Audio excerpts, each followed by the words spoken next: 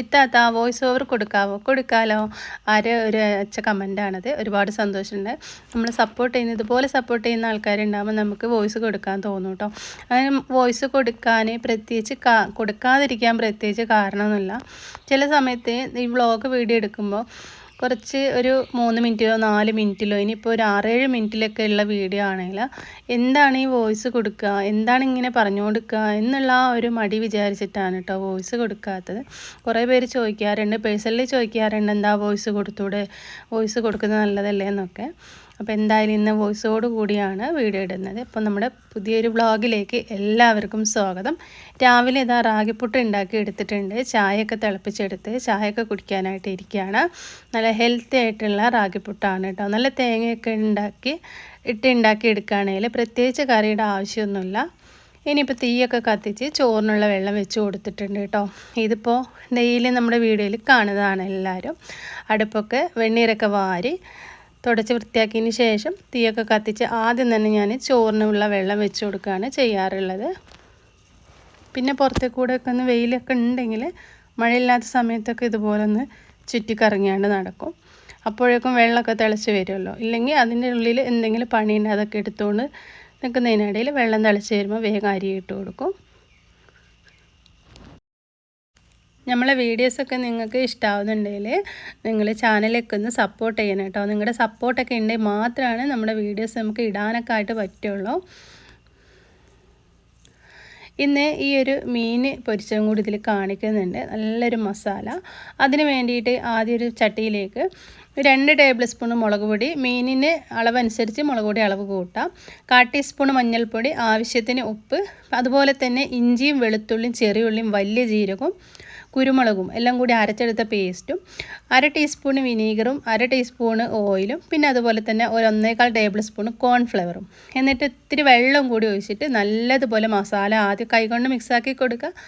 എങ്ങനെ വേണമെങ്കിൽ ചെയ്യാം കേട്ടോ. എന്നിട്ട് മീനൊക്കെ അതിലേക്ക് ഇട്ടിട്ട് മസാലയൊക്കെ നന്നായിട്ട് തേച്ച് പിടിപ്പിച്ചിട്ട് ഫ്രൈ ചെയ്തെടുക്കുക. ഞാൻ റെസ്റ്റ് ചെയ്യാൻ വെച്ചിട്ടില്ല കേട്ടോ, വേഗം തന്നെ ഫ്രൈ ചെയ്തെടുത്തിട്ടുണ്ട്. കുറച്ച് കറിവേപ്പിലയും കൂടി ഇട്ടിട്ട് ലാസ്റ്റ് ഒന്ന് മിക്സ് ചെയ്ത് കൊടുത്താൽ മതി.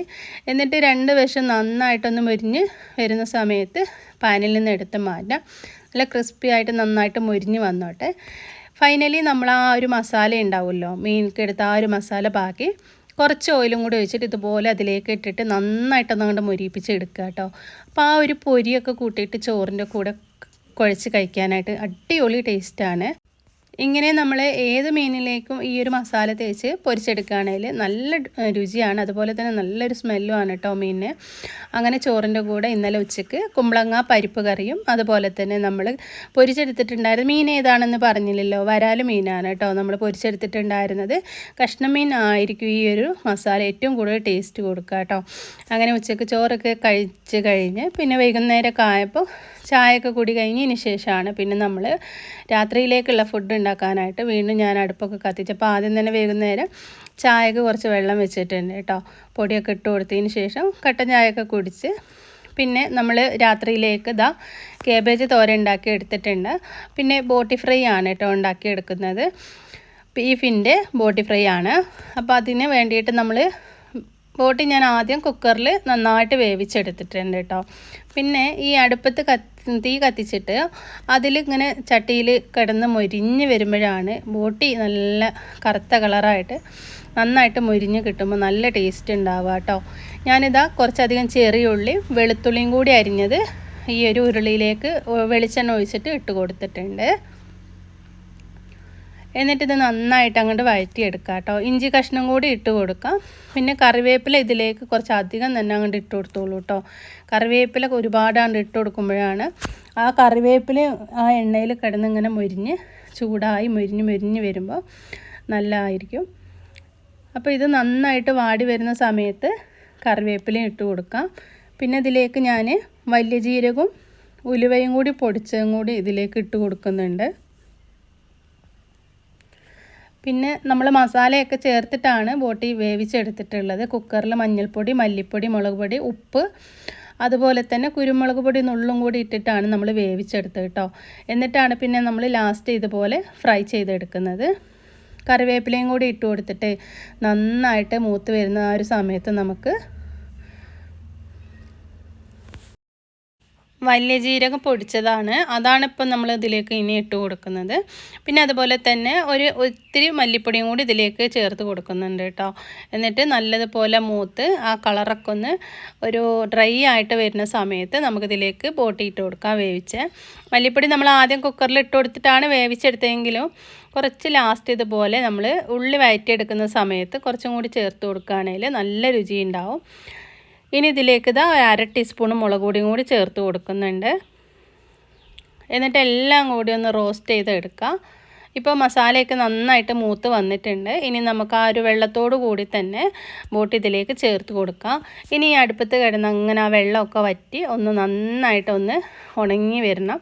അപ്പോൾ ഇടയ്ക്കിടയ്ക്കൊന്ന് ഇളക്കി കൊടുക്കണം കേട്ടോ. മൂടി വെക്കാം. തീ അങ്ങോട്ട് ചെറുതായിട്ട് അങ്ങോട്ട് കത്തിക്കുക. ലാസ്റ്റ് കുറച്ച് കുരുമുളക് പൊടിയും കൂടി ഞാൻ പൊടിച്ചതും കൂടി ഇട്ട് കൊടുത്തിട്ടുണ്ട്. വെള്ളമൊക്കെ മുക്കാൽ ഭാഗം വറ്റി വന്നിട്ടുണ്ട്. ബാക്കിയും കൂടി വറ്റി വരുന്നത് വരെ നമുക്ക് ഇടയ്ക്ക് കൊടുക്കാം. അപ്പോൾ അലൂമിനിയം ഉരുളി ആയതുകൊണ്ട് തന്നെ നന്നായിട്ട് ഇടയ്ക്ക് കൊടുക്കണം, അല്ലെങ്കിൽ അടിക്ക് പിടിക്കും. സാധാ ഇരുമ്പ് ചട്ടിയിലൊക്കെ ആണെങ്കിലും കുഴപ്പമൊന്നുമില്ല, നന്നായിട്ട് കറുത്ത കളറായിട്ട് വരും കേട്ടോ. കണ്ട എണ്ണയൊക്കെ തെളിഞ്ഞിപ്പോൾ വന്നിട്ടുണ്ട്. ഇനി കുറച്ചും കൂടി ആ ഒരു വെള്ളമൊക്കെ വറ്റി നന്നായിട്ടൊന്ന് ഒരു ഉണങ്ങിയ പാകത്തിനാക്കി എടുക്കുക. കണ്ടില്ലേ, ഈ രീതിക്ക് ആക്കി എടുത്തിട്ടുണ്ട്. നമ്മൾ ഈ ഹോട്ടലിനൊക്കെ കഴിക്കുന്ന ആ ഒരു തട്ടുകടയിലും ഒക്കെ കഴിക്കുമല്ലോ നമ്മളിതുപോലത്തെ നല്ല ഡ്രൈ ആയിട്ടുള്ള ബോട്ടി ഫ്രൈ, ആ ഒരു ടേസ്റ്റിൽ അതിനേക്കാൾ രുചിയിൽ നമുക്ക് വീട്ടിൽ ഇതുപോലെ ഉണ്ടാക്കിയെടുക്കാം കേട്ടോ. കഴിക്കാൻ ഇഷ്ടമുള്ള ആൾക്കാരെ ഈ രീതിക്കൊന്ന് ഉണ്ടാക്കി നോക്കാം കേട്ടോ. കുക്കറിൽ വേവിച്ചെടുത്തിട്ട് അതുപോലെ അങ്ങോട്ട് നമ്മൾ വറവിട്ട് കഴിക്കാണ്ട് ഈ രീതിക്ക് അടുപ്പത്ത് വെച്ച് കാണ്ട് നന്നായിട്ട് മൊരിയിപ്പിച്ചെടുക്കുകയാണെങ്കിൽ എൻ്റെ പൊന്നോ അടിപൊളിയാണ്. അപ്പോൾ അതാ നമ്മൾ ചോറിൻ്റെ കൂടെ രാത്രിയിലേക്ക് ഉണ്ടാക്കി എടുത്തിട്ടുള്ളത് ക്യാബേജ് തോരനും അതുപോലെ തന്നെ ഈ ഒരു ബോട്ടി ഫ്രൈ ആണ് കേട്ടോ. മഹരിബ് നിസ്കാരം ഇശാ നിസ്കാരമൊക്കെ കഴിഞ്ഞതിന് ശേഷം പിന്നെ നമ്മൾ ചോറൊക്കെ കഴിക്കാനായിട്ട് ഇരിക്കും കേട്ടോ. കുറച്ച് നേരത്തെ തന്നെ വൈകുന്നേരം രാത്രിയിലത്തെ ഫുഡ് നമ്മൾ ചോറാണേലും ചപ്പാത്തി ആണേലും എന്താണേലും നമ്മൾ നേരത്തെ കഴിക്കാനായിട്ട് ഇരിക്കും. അങ്ങനെ ഇന്ന് ഉച്ചക്ക് ഉണ്ടാക്കി എടുത്തിട്ടുള്ള നല്ലൊരു മീൻ പൊരിച്ചതും വൈകുന്നേരത്തെ നല്ല അടിപൊളി ബീഫ് ബോട്ടി ഫ്രൈയും ആണ് കേട്ടോ ഇന്നത്തെ നമ്മളെ വീഡിയോയിൽ മെയിനായിട്ട് നമ്മൾ കാണിച്ചിട്ടുണ്ടായിരുന്ന റെസിപ്പീസ്. രണ്ടും നിങ്ങൾക്ക് ഇഷ്ടമായിട്ടുണ്ടാവുമെന്ന് വിചാരിക്കുന്നു. ഉറപ്പായിട്ടും നിങ്ങൾ 2 റെസിപ്പീസ് ഒന്ന് ട്രൈ ചെയ്ത് നോക്കണേ.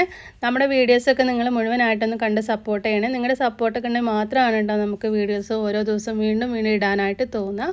അപ്പോൾ വീണ്ടും കാണാം.